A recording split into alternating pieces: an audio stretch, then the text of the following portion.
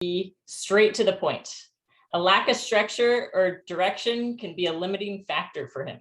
Christian likes to be prepared in advance and plan ahead. This is something that typically is not normal in normal conversation, or it's not possible in normal conversation. In an effort to feel more comfortable and improve his impromptu communication, Christian recently completed the Toastmasters communication style questionnaire. He learned that 2 styles are his preferred mode of communication. These 2 styles were learned from the 3 main sources in his life. Now he wants to learn how to overcome the fallbacks of these styles and make his mentors proud.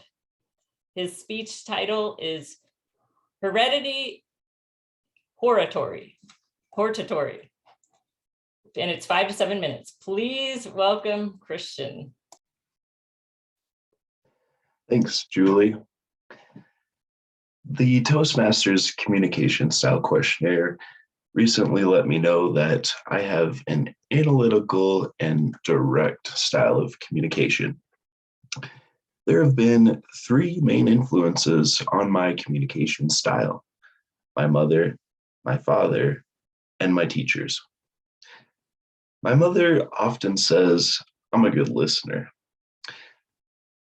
I think to communicate analytically, or really at all, you first have to listen, not only to the other speakers that you're communicating with, but to your own thoughts.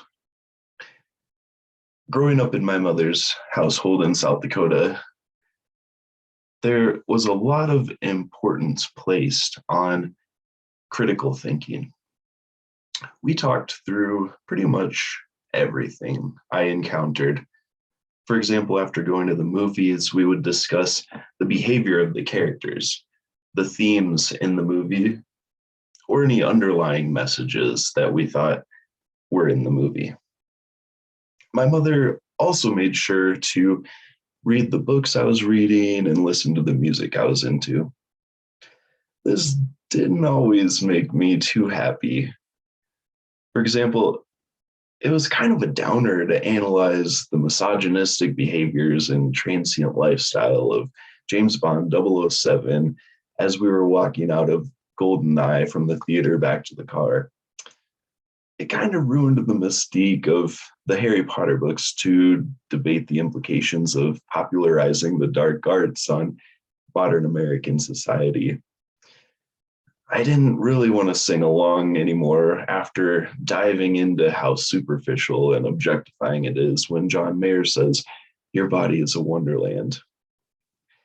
With all of the analysis my mother and I did, it's no wonder I have an analytical style of communication, but I'm also analytical in other areas of my life.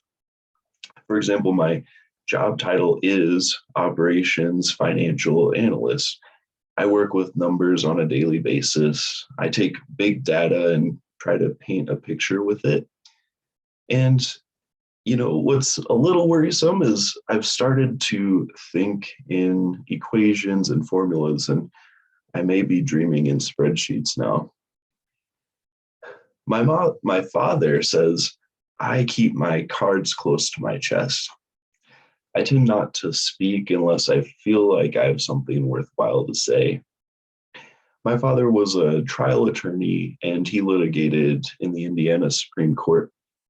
One story he likes to tell is when he would be at his office and I'd be there with him and he'd be writing briefs. As he typed on the computer, I'd be looking over his shoulder and I would attempt to complete the sentence he was writing before he did. After a little practice, I started getting it right. In my dad's house, there was no room for frivolous language, no fillers, and definitely no beating around the bush. If somebody, namely my dad, asked you how your day was, you had better have a good story. Otherwise, the subject was probably going to be changed in a flash. What'd you do today? Well, I went for a swim, and didn't you do that yesterday? Well, yes, and I watched a History Channel show about ancient aliens. You know, you really need to start thinking about which colleges you're going to apply to. Anyway, with how much brevity was next to godliness in my dad's house, no wonder I have a direct style of communication. But I've always loved English. I see sentences as formulas, letters as numbers that make up words, and punctuation makes sentences into arguments.